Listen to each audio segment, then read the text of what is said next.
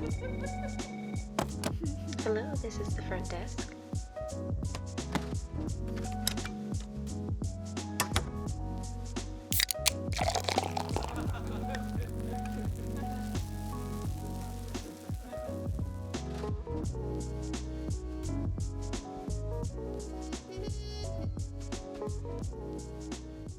Good morning and welcome to another episode of the Crackin Backs podcast with your hosts, Dr. Terry Wyman and Dr. Spencer Barron. How you doing this morning, guys? Doing great, buddy. Hey, Lance. It's great to hear. So today we are joined by Garrett George. He's the Director of Relations at Legacy Farmstead, an equine assisted therapy organization. How you doing this morning, Garrett? I'm good, gentlemen. All righty.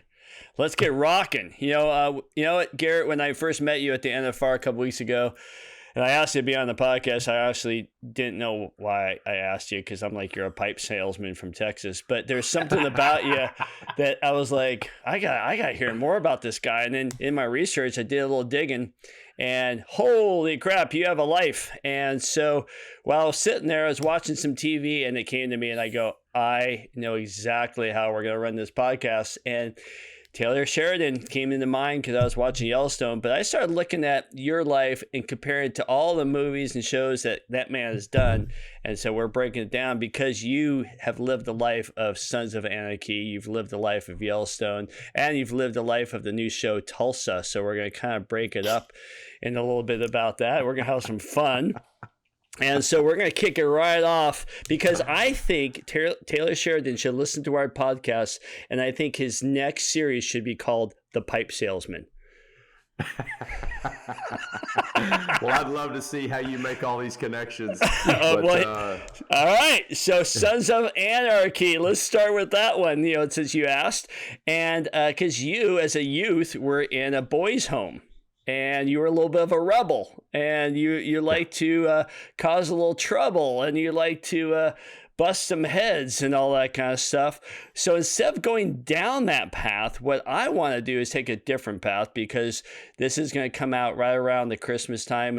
And as you know, working at Legacy, there's a lot of stuff that goes on in the world and a lot of people struggling. And so you were sent to a boys ranch when you were young, and I'm sure it sucked. I'm sure you got in a lot of fights. I'm sure there's a lot of bad experiences that you have talked about on other podcasts, such as Last Letter, which was fantastic, by the way. But I want you to look back and what positive life lessons were learned at this time of your life that molded you into the guy you're now. Sorry. Yeah. Well, I think if we're starting really with Boys Ranch, just give you a little background. Yeah, that's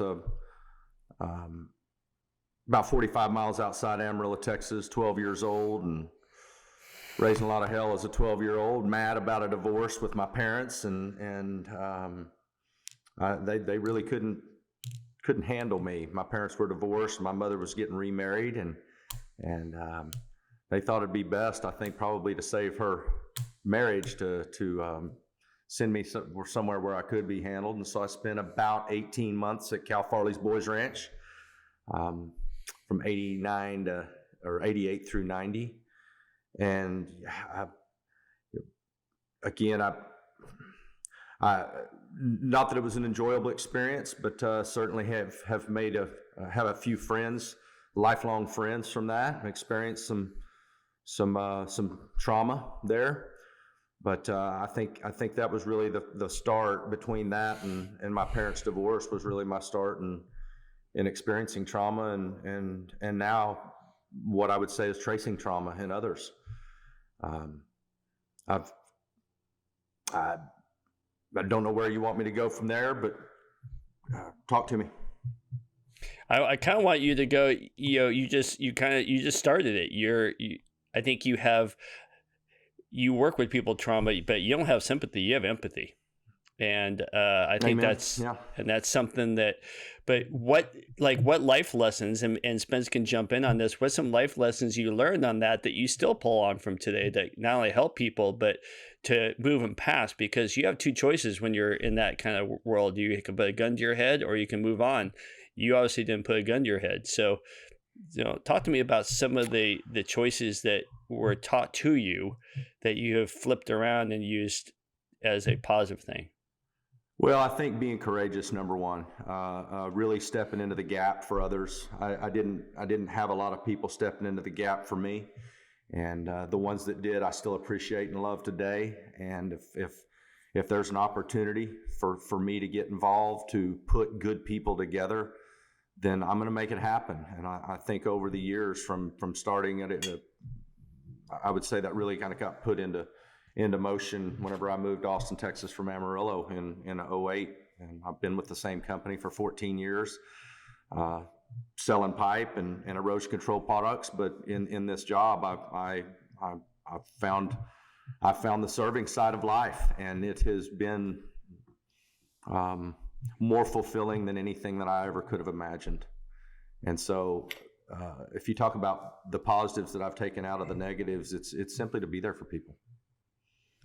Hey, Garrett, let me ask you, people learn from having huge contrasts in their lives, from the lows to the lows. And like Terry said, short of putting a gun to your head or maybe doing so, but, and then some, on the other side of that confusion is the answers.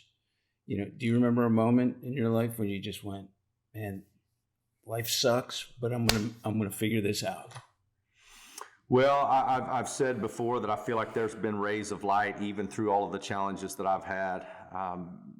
I've been touched by suicide more than most. It started with my best friend.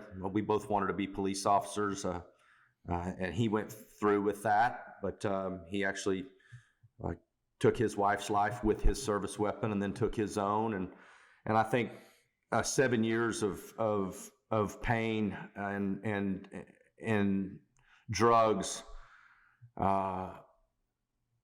After finding my way out of that and understanding that I really need to detach myself from the outcome a lot of times, and I know God's tempered our hearts in different ways, and people ask me how I can work with these terminally ill individuals and these combat veterans that are battling with post-traumatic stress and just some people that feel broken at times, and it's because I've been broken, and maybe I am still broken in ways, but I think all of us working together can help heal each other. Is there any particular people that you work with that really get to the core of your being? Is there a certain person that that makes it memorable, or was there a group of people? Yeah, there's a lot of those. There's a massive team effort in this, and all I'm doing is trying to help lead the charge. But I mean, if you're asking about special moments and special people, I would certainly start with Tyson Deaver. If you'd like to hear about how all this got started, Tyson was really the one that God put in my life on a trip to Las Vegas of all places. And I was running with a buddy of mine named Brandon Madison out of Amarillo, Texas, and he's a former Army Ranger. Of course, I'm a civilian. I never served, and it has nothing to do with why I work with combat veterans. But he invited me to go to Las Vegas in 2008, and I told him, man, I just took this job. I don't know if I can afford the trip, but he said, well, man, if you'll go, I'll get your flight. And I'm thankful that I said yes to that, because that was the flight, that was really the trip that changed my life. And I was getting on the plane. Brandon was behind me. I was walking down the aisle, and I looked to my left, and I saw one middle seat available, and on back to the rear on the other side there was another. And I said to the gentleman on the aisle, I said, man, can I squeeze in there? And he said, man, you're going to have to hop over me. I'm paralyzed. And so I got over him, and I sat down, and I'm in between two paralyzed men. And I said, you guys know each other? And they said, yeah, man, this whole front cabin's 13 of us. We're the wheelchair basketball team, and we're going to Vegas to bring the championship back to Texas. And I got chills hearing this. And there was a gentleman by the name of Tyson Deaver that was sitting in the front right seat of me. And I heard his story throughout that flight. And this is a guy that was 26 years old. He was going to Texas State University, and in his Corvette going to pick up his girlfriend to take her down to Port Aransas, Texas for spring break, and sitting in the middle lane doing everything right with his blinker on, and a material cement truck ran his vehicle over with no warning, no brakes, and kicked him into oncoming traffic. And he got hit by a Nissan Xterra, flatlined 4 times and paralyzed from the belly button down, and they saved his life by life flighting him to Brackenridge Hospital within 14 minutes. And I told him, I said, man, I really want you to meet my buddy on the back of the plane. And he said, well, here's the deal, man. You guys get off the plane first and we'll all roll up. They'll get our wheelchairs and we'll roll off and meet your buddy. So that was on a Thursday night. We're landing in Vegas. I told Brandon, I said, man, I really want you to meet this guy. So we waited and we got all these wheelchairs rolling up to us. And then we introduced Brandon and Tyson and all these men, and we went on our way. And I thought that was it. And we went and did Vegas. And I got on the plane on a Sunday night. 3 nights later, and I'm in the same spot with the same guys, and they won the championship. And when we got back to Austin, I told Tyson, I said, man, I want to get your number, and I want to stay in touch with you. And Tyson's a motivational speaker. He speaks at schools, high schools, about distracted driving and living the best possible life. And I drove to Troy, Texas to hear him speak, and we became fast friends. And if you've ever seen one of these action track chairs, which is an all-terrain wheelchair with snowmobile tracks on it that really allows the disabled to get around on any terrain. And when our friendship started, he started telling me about this chair and how excited he was to get it. And he got it. And the night that he got it, he called me and he was just telling me, he said, man, I drove by a joystick as far away from everybody that was standing there, and I bawled my eyes out. And I said, why? And he said, because I knew I'd finally be able to hunt and fish again. And you know, that stuck with me for 2 or 3 years, and I was watching Bill O'Reilly do his campaign to raise money for all of our Iraq and Afghanistan veterans to receive one of those action track chairs that needed one at no cost. And he was aiming to raise enough for 14 to 1,700 track chairs, and they're $15,000 a piece. And when I saw what it did for Tyson, I said, man, would you, because I'm in the pipe business and I'm in the heavy highway construction business, and we've got all these customers and contractors that are competing daily for these jobs. My thought was, Tyson, would you make yourself available and let's just load your track chair up? And I just felt called to get involved somehow and raise the dollars for a veteran or a family in need to have one of those chairs at no cost. And he agreed, and we ran around and saw a couple of contractors throughout that day, and you know, didn't have a nonprofit, didn't have a recipient, but had $4,000 worth of commitments in a day that said, yes, we want to be a part of this. And then it was, let's find a nonprofit and find a recipient. And that's when I found an organization called Trinity Oaks. And you want me to keep going? Oh, yeah. All right. Yeah, and so Tom Snyder, founder of Trinity Oaks here in San Antonio, as I was talking with action track chair distributors, they said, well, you really need to find a nonprofit down here in Central Texas, because I did not want to handle the money. And they pointed me in the direction of Tom Snyder, and I pitched my vision to him, and he said, we'll support it. I said, all I need for you to do is handle the money. I'll take care of all the auction items. I want to put together a benefit. We'll bring in 100, 120 people, and we'll raise the dollars for this thing. And that's what we did. We first of all, I thought it was going to be for a veteran, and then I realized that the Independence Fund, which was all of those dollars that Bill O'Reilly, $30 million, by the way, that he raised for the Independence Fund, and I felt like, man, if there's that much money, maybe I'm spinning my wheels to try to do this for a veteran. And Tom and I discussed it, and he let me know there was a boy by the name of Colby Harvey that was 15 years old with cerebral palsy, and that his family may not ever be able to afford something like that. And so he was our target, and he's the one that we went to work for. And I told him that we went and visited him, and you can find this story actually on YouTube, but we went and visited him, but we told him that he was one of 3 candidates for this action track chair, when all along he was really the only one that we were looking at. And when we showed up, he had written a list of the reasons why he deserved a track chair. And reading this list, he had written the reasons why he felt like he deserved a chair. And he thinks he's in competition with 2 other possible candidates. And we wanted it that way. We wanted him to be surprised when he received it. But for him to say, and the reasons I deserve a new wheelchair, I'm a good brother and I'm a good kid's son.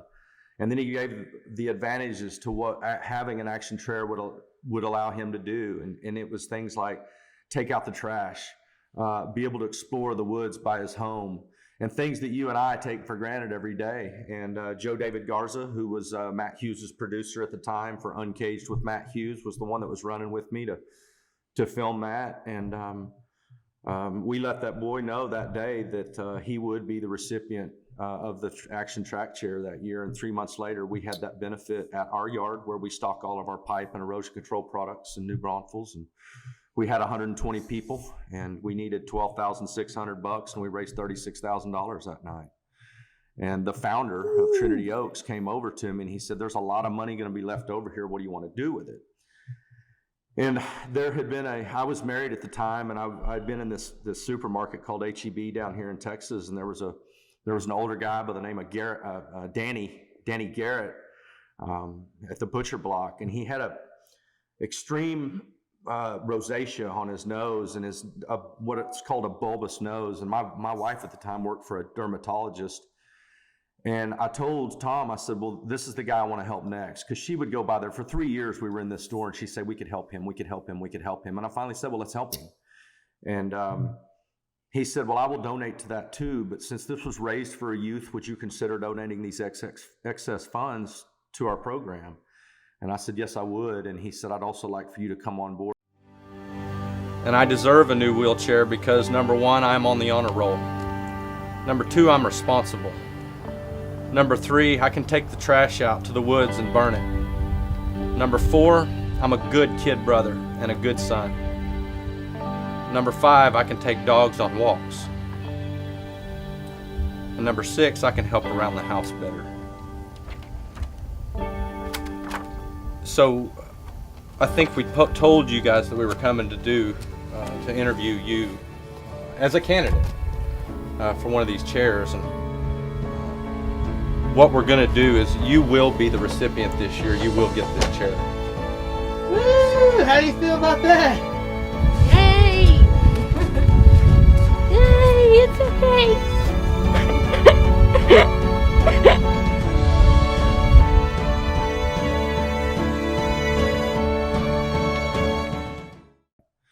And the founder of Trinity Oaks came over to me and he said, "There's a lot of money going to be left over here. What do you want to do with it?"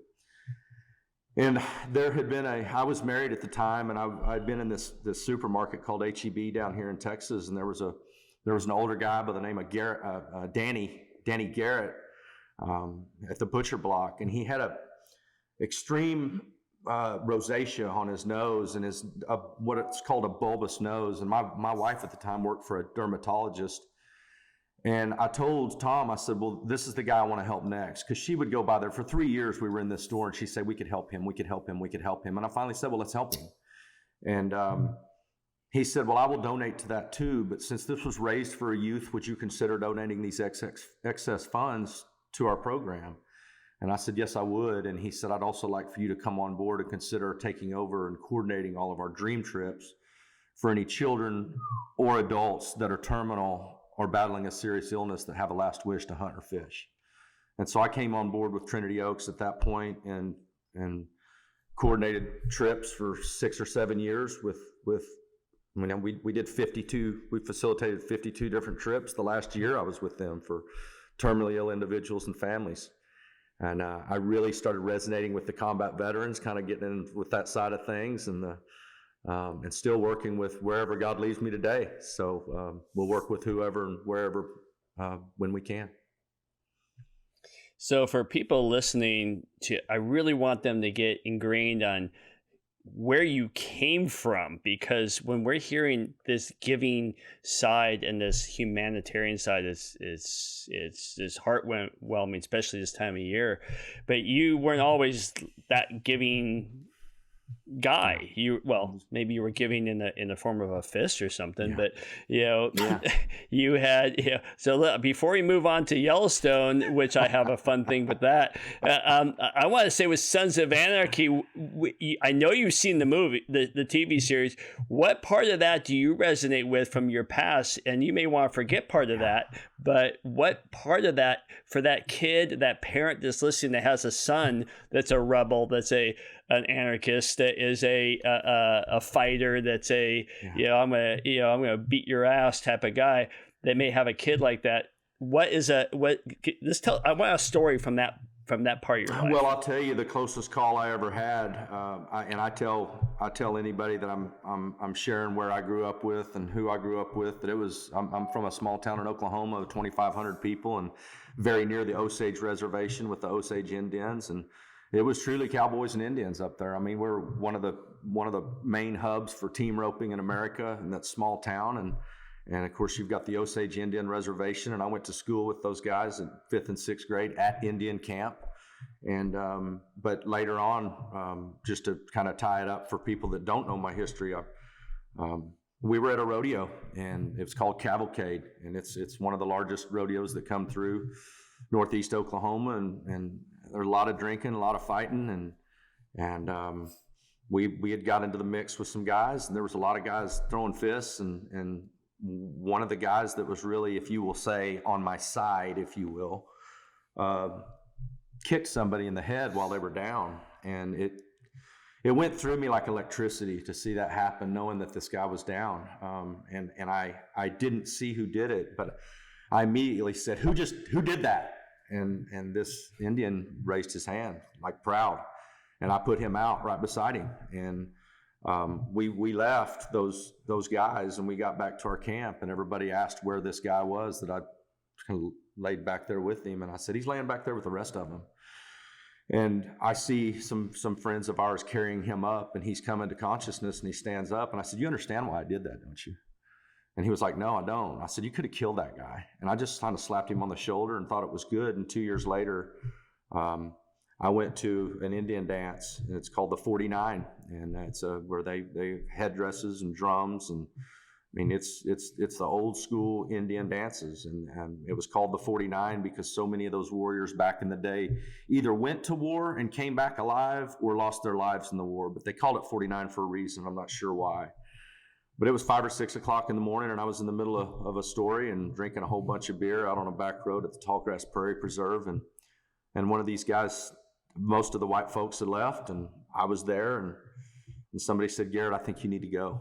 And I turned around and looked, and I saw that guy and a bunch of his friends standing in the middle of the road looking at me, and I had a new Z71 extended cab right beside me, and I said, well, I'm trying to finish my story drunk, and he was like, Garrett, you need to get in your truck and leave. And I walked over to my truck, and I got in it, and I started driving down this gravel road, and I realized I'm on empty.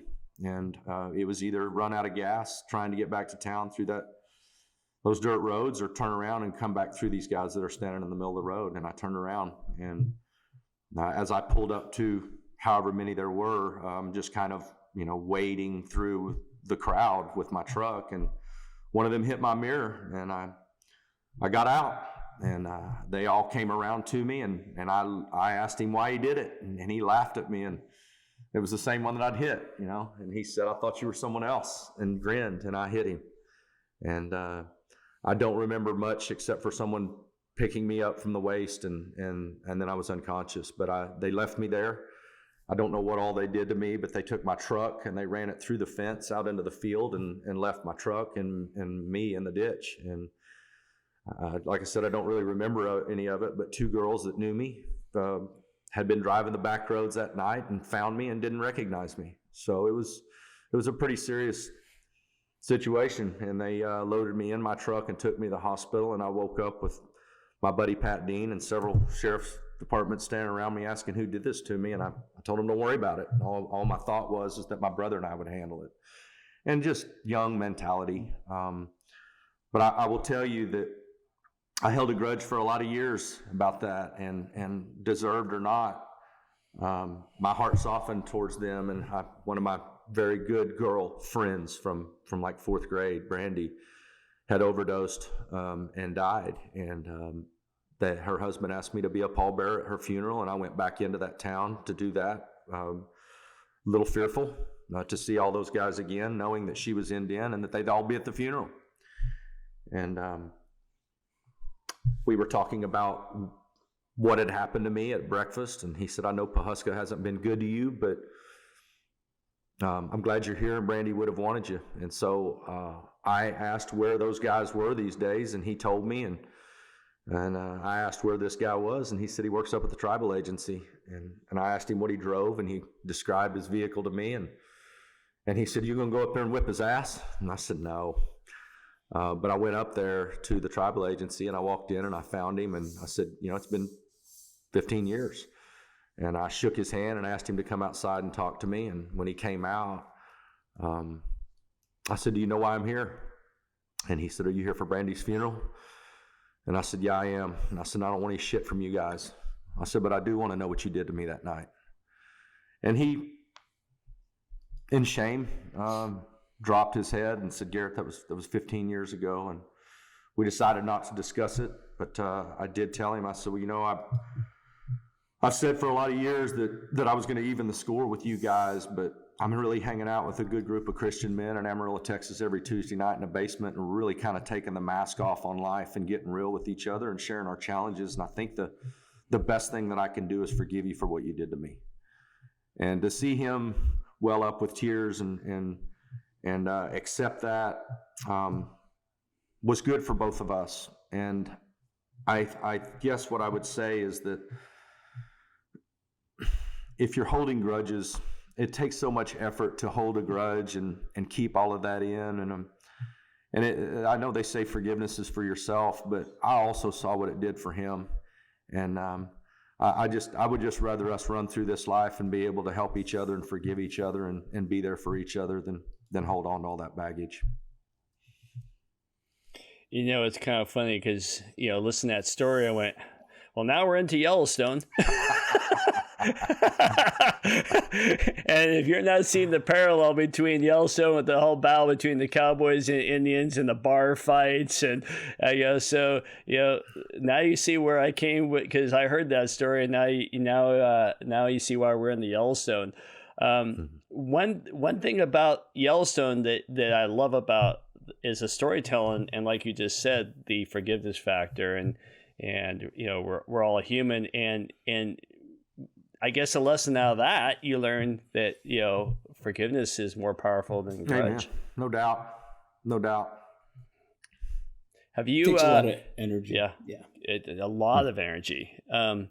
One of the so since we kind of went from Sons of Anarchy and Yellowstone, we're going to now go into the Tulsa before we get into some other stuff. And I don't know if you've seen that movie, but it's about an old guy that gets stuck in prison and loses about 25 years of his life, and it comes out and he still has some of that stuff, and he's trying to make amends. And you were quoted is tough stuff you go through. It's what you get out of it that counts. And one of my favorite quotes that my host uses tough times don't last, but tough people do. Agreed. And I think that's just an incredible quote.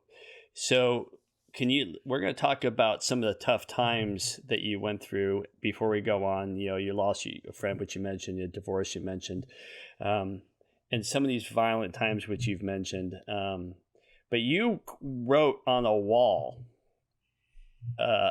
about dying to live. And I want to know about that, because I want to know why you would write that on a wall. Well, to lead up to that, I think you guys may need to know, if you don't know, and the audience probably needs to know, that when my buddy took his wife's life and took his own, I was in so much pain mentally in my heart that anything that I could do to get rid of that, I was willing to do. And it started with a line of cocaine in Borger, Texas. And it led into me really becoming a meth dealer, dealing speed in Amarillo for quite a few years. And there was a lot of lives lost in the end. And what I mean is, for instance, when I got raided by the task force August 8th of 2002, and there had been a guy that had just come up missing about the same time, and he was bringing in 50 pounds of speed to Amarillo every month. And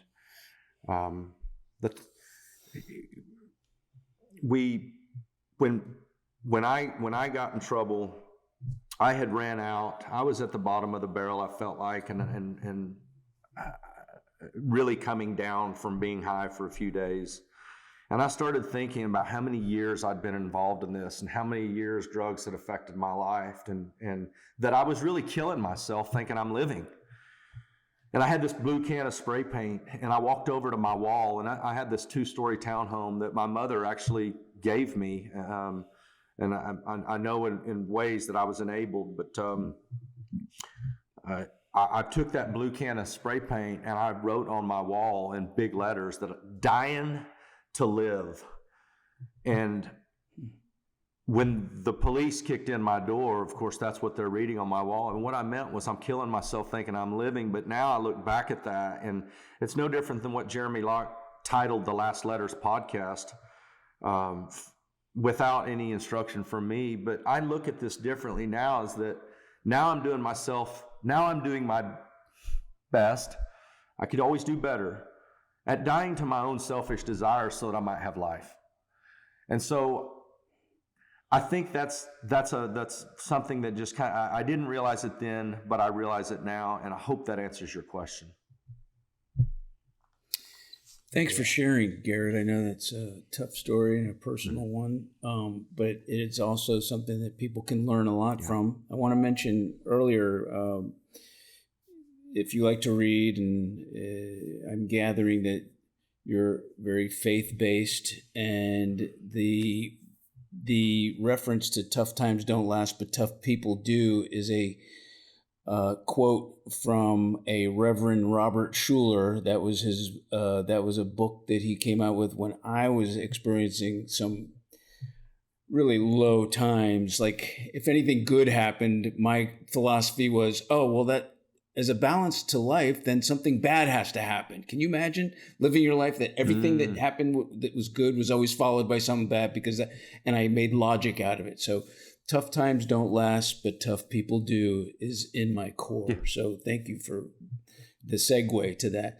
Secondly, there's when my dad passed away, there was a story.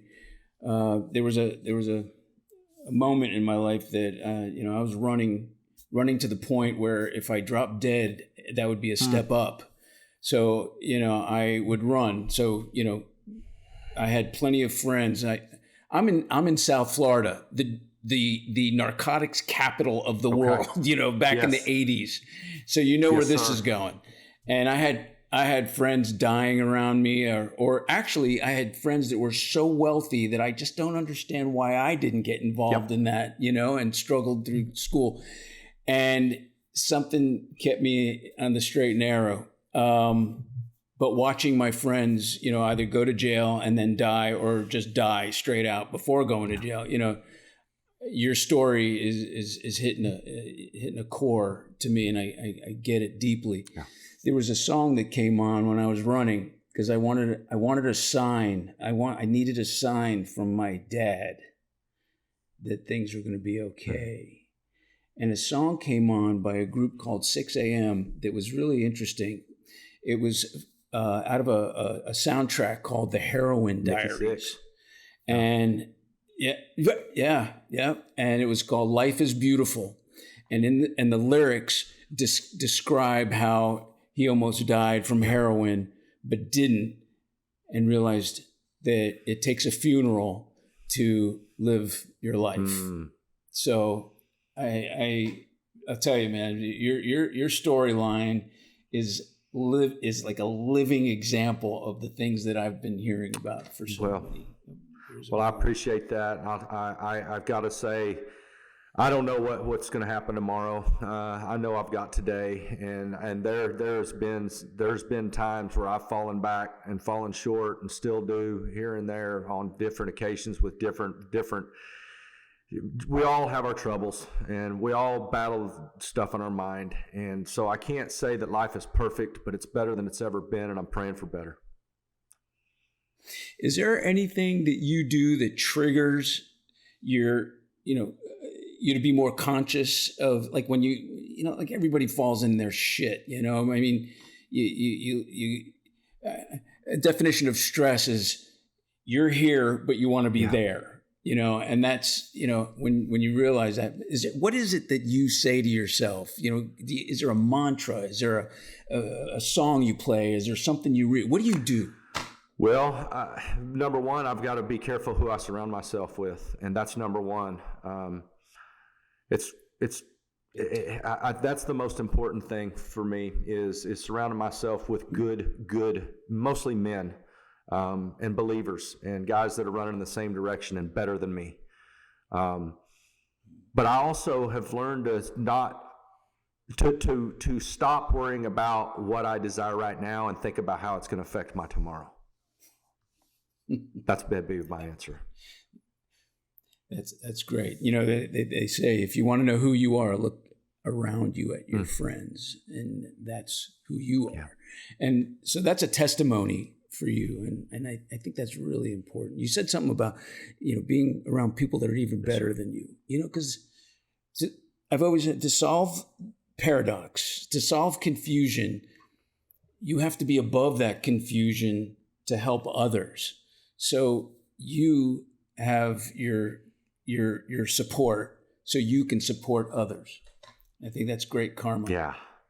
Well, I've said many times that people will say, whether it was with Trinity Oaks or the organization that I'm now with, Legacy Farmstead, you guys are saving lives. And my answer to that is, well, they're saving mine.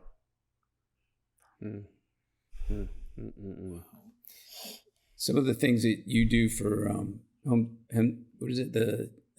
farm Legacy Farmstead. What's the name of the Legacy Farmstead? Right. And now, what are some of the things that you do out of there that in particular that connect with people? Well, John and Amy Henderson really felt the call to start this about 3 years ago, and we met at an event, and no doubt God put us together. And it took us a year before we ever really started working together. And when I say working, I mean serving, because this is all volunteer work. But one of the things that they wanted to do was provide rescue horses and save these rescue horses, which ultimately are saving these men and women. And so we're putting broken horses with broken people, and that includes us. But you know, for instance, we have a horse by the name of Jackson out there that went deaf. That was a show horse, and nobody wanted him. He's deaf. And then you have somebody like Bill Goldberg from the WWE that pays the expenses for this horse to show up out there. And now we get to put this horse with veterans and their families. So what we encourage them to do is really, there's so many organizations out there that are doing something for individuals. And Monty Heath will tell you there's over 50,000 organizations in the U.S. today that are serving veterans and first responders. What there isn't a lot of is organizations that are serving veterans and first responders and their families. So we encourage them to bring their family unit out. We've got 2 different cabins in a 2-story home. We can sleep up to 25 people. And whether you come alone or you bring your family, just put it on the calendar, no cost. Come be with us. We're going to meet you where you are and be around these animals and just get to know you and love on you. Oh, that animals are so therapeutic, man. It's just, and I'll give you. I'll give you another example of one. There was 4 soldiers that were killed in Niger, Africa, October of 2014. Actually 2017, October 4th, 2017. And one of the soldiers was Staff Sergeant Jeremiah Johnson, and he was wearing a helmet camera. And so the last 47 minutes of this firefight with ISIS was caught from his vantage point. And there were all 4 of these men died. I mean, the camera caught everything up until Jeremiah's execution from ISIS. But they then took this camera footage off of his body and created an ISIS propaganda video claiming responsibility for the 4 American soldiers they just killed. When I was with Trinity Oaks, we did a celebration where we had 8 veterans down to hunt in South Texas. And one of the guys, and it was veterans and first responders, and one of the guys that was voted to come on that trip was a guy named Ross Monahan. And Ross is about 70 now, but Ross was on the SWAT team in Denver that entered Columbine. And Ross reached out to me about 6 months after this event and told me about Jeremiah and Dustin and LaDavid and Brian Black, who were all killed. And he said, I've got a friend that's the father of the son that was wearing the helmet camera. And his name's J.W. Johnson. And he said, I know that Jeremiah bought his daughter a 1998 Ford F-150 and never made it home to fix it up with her like they were going to do for a project truck. And the short story, without getting into too much detail about that, is that I put together a team, and we went and got that vehicle in Tennessee. My brother and I drove out there and picked it up, and we brought it back, and we told them, the girls, that we were going to give it a tune-up. His daughter was 20. And I asked her, I said, do you know what we're here for? And she said, not really. And I said, well, I know this truck needs some work, and we're going to give it a tune-up. What she didn't know is we were going to restore it. And ironically, the day that we pulled up out there in Tennessee, you could tell there'd been a lot of folks there, and they were still kind of picking up from a party. And I found out that it was the youngest daughter's 16th birthday party. And of course, we can't leave her out. But we put together a team that restored that truck, put a new motor, new transmission, new wheels, body, tires, paint, dual exhaust, audio. We had his teammates come in and design the graphics on that truck. And we also called a dealership that we got to do something with in the past, and they donated another truck just like it that was a year older with 80,000 original miles on it. We jacked it up and put some wheels and tires and audio and dual exhaust on that. And we brought those girls to Texas, and we presented those trucks by his teammates. We let them drive those up and present it to those girls. Oh my God. Now, once I got with Legacy Farmstead, we took it a little bit further, because there was a Bronze Star with Valor ceremony that was out in Fort Bragg, and Jeremiah's father invited us to come to that. So John and I went, and we met Michelle Black, who was Brian Black's widow. He was the first one to die on camera. And we got to know that family, and we brought her and her 2 boys to Texas about 6 months ago, and just asked them what they wanted to do. And she said they'd love to shoot some guns like their dad did, some military-grade equipment. And so I contacted a ranch called Ox Ranch down in South Texas. They've got 14 different actual tanks and machine guns and submachine guns, and we brought the family in, and I found out those boys did Brazilian Jiu-Jitsu, so we brought Matt Hughes in too to be with them, and we took him motocross riding one day. We took him to shoot a tank and drive a Sherman tank one day. We loaded them with 7 days of fun, and we're continuing those relationships today. And we actually have a Gold Star Widow event coming up where Michelle's going to come back and be with a highway patrolman's wife that was killed here about 2 years ago, and 3 or 4 other widows. And we're just going to introduce those women and see how that organically goes. But those are a few examples.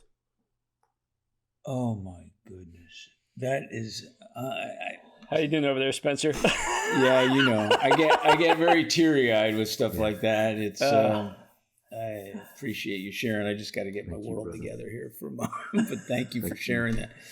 All right, I think it's time to switch gears and do the rapid-fire questions that we have created for you, because I don't have a dry eye here, man. I gotta do something that'll make me laugh. Wait a minute. Oh, Terry, that last one got me a little bit. So we got hit up with some rapid fires. That's great stuff. First, I want to tell you that I went to, I'm in South Florida. I went to school in Houston, Texas, in chiropractic college, and I hated country. After 1 year.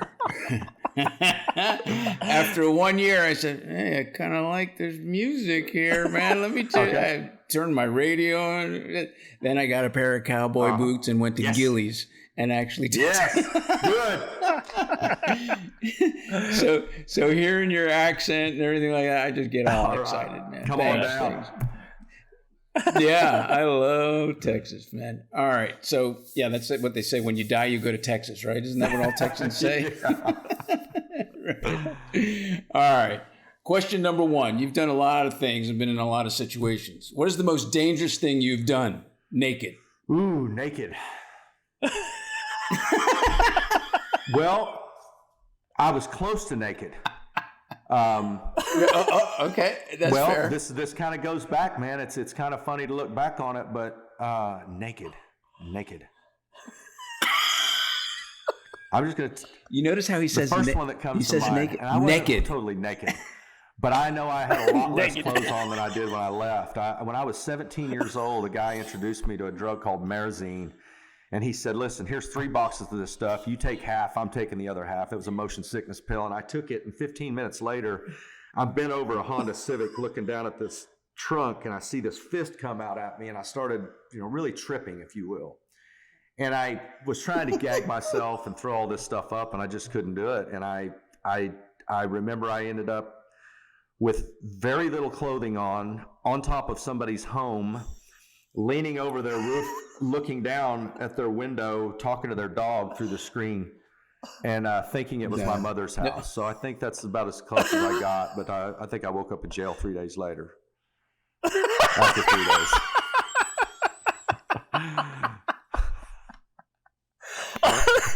Man, You I don't remind know me if so it much could of get better Theo than Von. that. What was that, Les?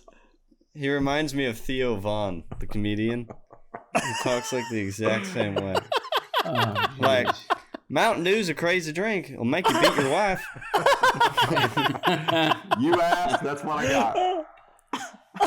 I love it. You know, I think we're That gonna was have to good. put that question in a rapid fire from now on. Oh yeah. I still like the way he says naked. I It's know, like over naked. and over, naked. Question number 2. If they did a series on you, a TV series, a movie series, or anything, about your life, who would play you? Well, you know, I don't know who would be the young Garrett, and I've never thought about that. Well, you got to look that you could actually be the actor, man, and you got that voice. But if there was someone that you wanted to play you, could you imagine someone? I hope you guys have some ideas. Nope, this is all you, baby. And if you come up with a good one, we're gonna tell you what Matt Hughes said for him. Oh, Keep talking. I gotta keep thinking. Well, you won't be able to beat this one, but we asked Matt the same question, and it took a while. But was it Steph that thought of this? I don't know if it's Steph or him. Probably Steph, right? Steph thought of it and said, Shrek. Minus the green. And I thought, that's perfect. So I don't. All right. There's nobody in Hollywood that I really respect or admire. I got nothing for you. That's beautiful. Fair enough. I'm not saying there's Fair not enough. some good folks Well, out there, but there's very few, and it's feeling like less and less. How about the next one? Yeah. All right. Question number 3. Craziest thing you ever did that you look back on and laugh? Yeah, well, I got a lot of those, but the one that comes to mind first is waiting for someone to come into town in Pawhuska, Oklahoma, and waiting on the side of the road with my other buddies in a truck, and then we turn off our lights if they're coming in at night, and we would come up behind them on the highway, and I would, preferably if they were in a truck, I would jump from that truck into the back of their truck, and usually climb in their passenger's door for a hello.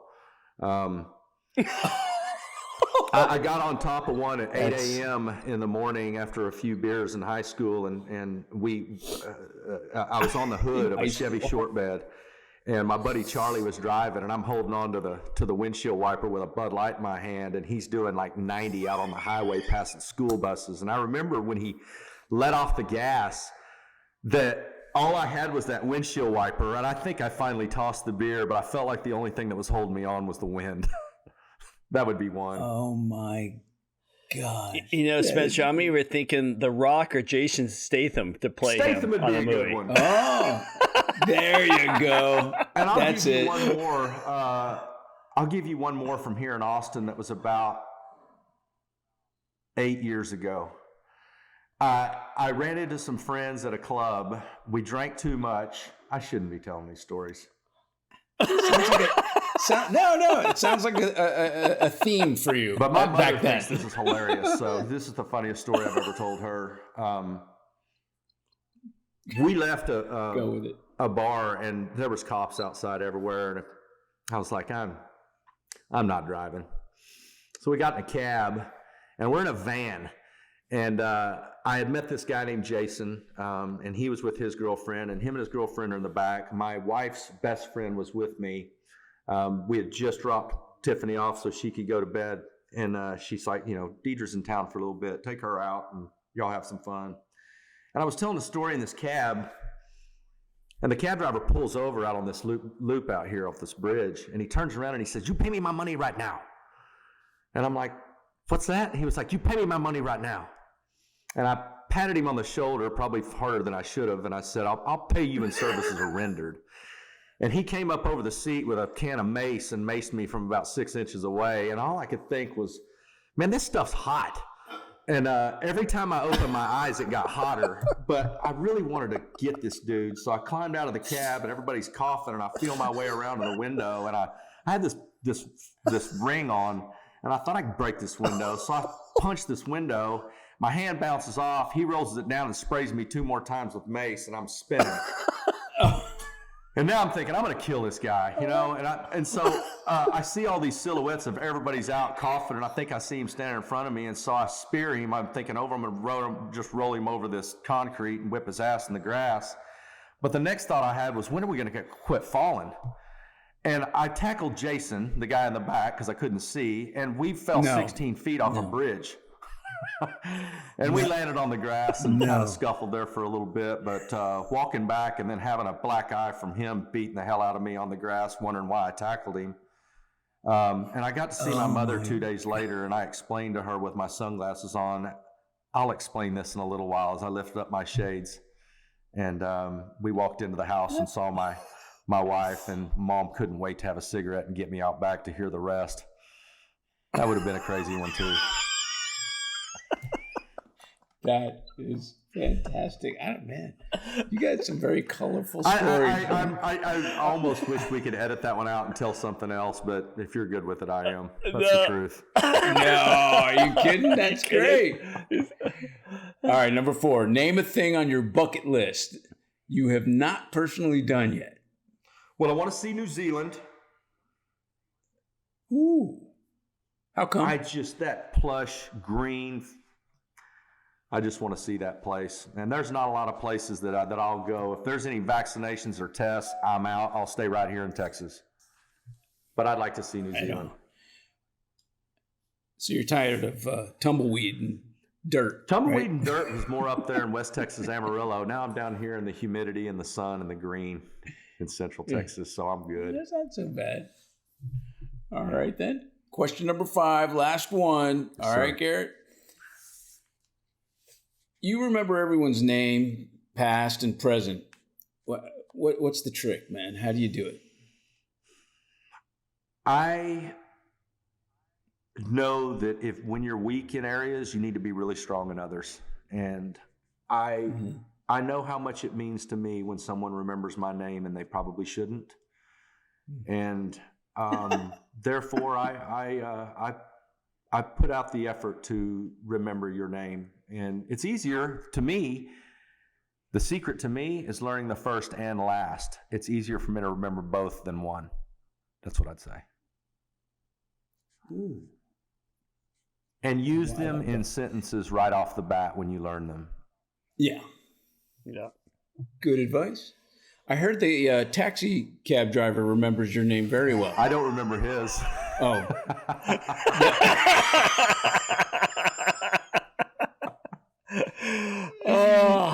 You know what's interesting is people that don't remember names, they'll especially in my era, they'll say, "Oh yeah, too much drugs and alcohol." It's not an excuse for you. You make it a point. That's fact. Right. You made it a point. That's what's important to you. All right, I gotta ask a question because listening to all your stories and getting to know you, would you say it's harder for you forgiving yourself or being forgiven from others? Forgiving myself. Why? I don't know that I can explain that. I would say that when you feel like you're dealing with the same thing over and over, no matter what that is, I can be pretty hard on myself. But I don't know that helps things either. Isn't that kind of important to be able to forgive yourself so you can can take care of yourself so you can be there for others? Yeah, I believe it is. And I'm, like I said, man, I'm at no arrival point. I don't know that there is an arrival point for any of us. I'm just continuing to try to be better. I want to be better. And know there's a lot of room to get better. Yeah. Well, I got to tell you, Garrett, it's been a pleasure for me to hear your stories, especially if somebody can get some tears out of me or some hardcore laughter. So you've filled all ends of the spectrum. Thank you. And I appreciate that. And plus learning some lessons. And, you know, the whole purpose of our program is really to share it with others. But gosh, Terry and I are getting so much out of these stories and conversations. And I deeply appreciate what you're doing for others and yourself. Well, thank you very much, and I appreciate just being added to this list of guests, and if there's anything that we can do or anybody that you feel like needs to connect with us down here in Texas, don't hesitate to do it. Okay. Absolutely. That's why I told the same thing to Matt that I'm going to tell you to your face again. You know, God put us together in Vegas for a reason, and how that all worked out. We talked about that while we're there, an email here, a text here, and before you know it, we're hanging out in the boardroom, and you're on my table, and we're having lunch, and we're having to pay way more for a tip than we ever thought we'd have to pay,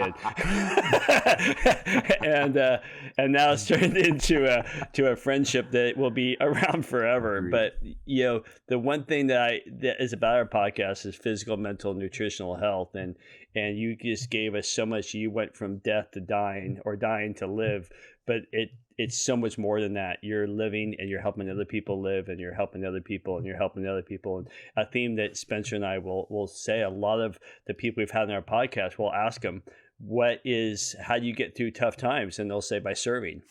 Yeah. And you are doing that. Yeah. And so thank you for being that tough guy that relates to tough people, to help them when they wouldn't listen to somebody else. So we really appreciate you, all the work. We'll put every link to Legacy, to Trinity, to anything you want. And we got to keep connecting people and keep helping, because I think you're right. We're on a movement of healing that needs to be talked about more in the media than the other stuff. Agreed. So let's just keep pushing to be better and be and all that stuff. So thank you for being on our show, Garrett. You're already a brother of mine. And thank you guys for having me. I'm looking forward to meeting you guys in person as well.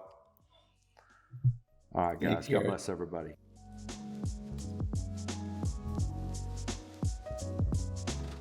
Thank you for listening to today's episode of the Crackin Backs podcast. We hope you enjoyed, and make sure you follow our Instagram at Crackin Backs Podcast. Catch new episodes every Monday. See you next time.